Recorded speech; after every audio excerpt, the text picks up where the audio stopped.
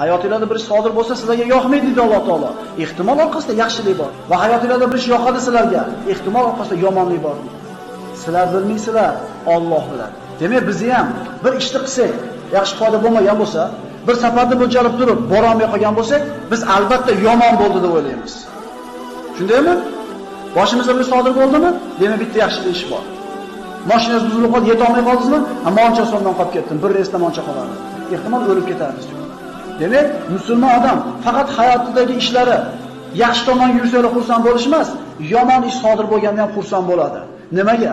Bundan kattaroq ziyondan Alloh to'sgan bo'lsa ajralmaslik. Biz ham xulosa olaylik. Chiquvdik, ko'zimizga yoqmaydigan bir manzara bo'libdi. Deylik, qopog'imizni sug'urib ketibdi, yo bir aynagimizni sindirib ketibdi. Shuni dardi bilan yurib qoldik bu yoqqa. Ehtimol nariroqqa borsiz, odam urib boradi deysiz. Musulmon doim xotirjam bo'ladi qalbi. Bitta yaxshilik bor bundan qasam bo'ladi.